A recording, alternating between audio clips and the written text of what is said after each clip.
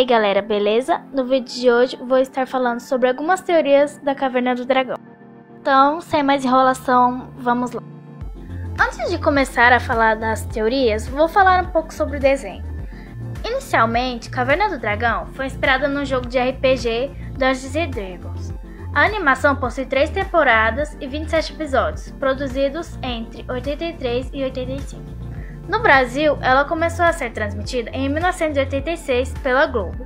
O desenho foi um sucesso, porém, com problemas financeiros e administrativos, fez com que o desenho fosse cancelado, sem que o último episódio tivesse sido exibido, deixando os fãs na mão.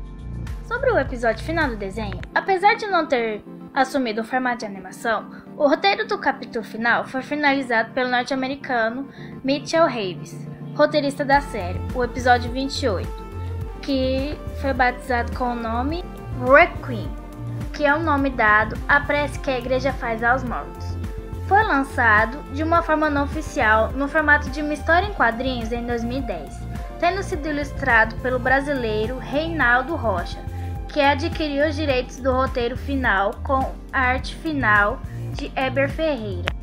Pela minha opinião, um dos motivos dos fãs terem começado a falar sobre eles estarem mortos foi com essa possível finalização do desenho em forma de quadrinhos com esse nome, porque Requiem nos Estados Unidos é uma forma de prece aos mortos.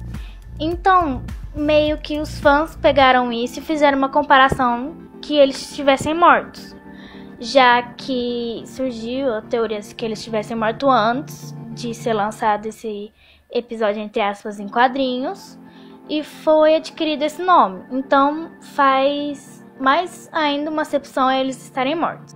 Pegando o gancho falando sobre o final do desenho, o produtor e criador do desenho, Gary, confirmou que nunca houve um final planejado, mas que em 1985, Mitchell Haves foi responsável por escrever o episódio Requiem, que, por ser um final de duplo sentido, daria a possibilidade de retornar à série futuramente com outro viés.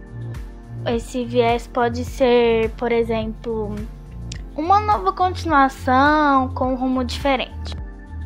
De acordo com Gary, a equipe responsável por Caverna do Dragão chegou a se reunir ainda em 85 com os executivos da Marvel e do canal CBS para discutir o projeto de continuação da série, que teria o nome De Volta à Caverna do Dragão, mostrando os 6 protagonistas mais velhos, experientes em novas aventuras.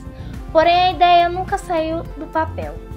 Depois desse breve resumo sobre Caverna do Dragão e sobre o que aconteceu, agora vamos às teorias. A primeira teoria é Morte e Inferno, que os fãs, ao ficarem sem a continuação do desenho, criaram ao longo dos anos diversas teorias para explicar o que ficou sem explicação. Uma das mais famosas é de que os garotos teriam morrido em um acidente na montanha e ido parar no inferno, de onde nunca conseguiram realmente sair, ou seja, eles estariam mortos desse primeiro episódio. Ainda falando sobre o reino, tem uma outra teoria que chama Demônios de Duas Faces. Seguindo a teoria do reino, que na verdade seria o inferno, o demônio se aproveita da situação para manipular e brincar com os 6 jovens, se aparecendo como Vingador ou como Mestre dos Magos. Ou seja, os dois seriam a mesma pessoa, pois havia mais alguém pro lado, entre aspas, do mal, um encarregado de auxiliar o demônio, servindo de espião e impedindo que os jovens encontrassem uma saída, entre aspas, ainda que não houvesse uma. Esse personagem, que seria essa segunda face do mal, seria a Uni, a pequena unicórnio. Porém, havia alguém do lado dos jovens disposto a ajudar o dragão, que seria um anjo com a missão de revelar a verdade, que seria justamente quem abriria os olhos dos 6 para a verdade no final, que infelizmente nunca vimos esse final. Uma teoria também que não é nada confirmada é que o Mestre dos Magos não seria ninguém mais e ninguém menos do que o pai de Vingador. Que o Vingador apenas seria um filho rebelde querendo tomar o trono de seu pai. Segundo algumas vertentes, defendida por alguns fãs da série, na verdade, ele só estaria tentando ajudar os jovens, enquanto usava de artimanhas para impedir o mal causado pelo seu pai, que sempre dava um jeito de impedir que Hank e a sua turma fossem embora.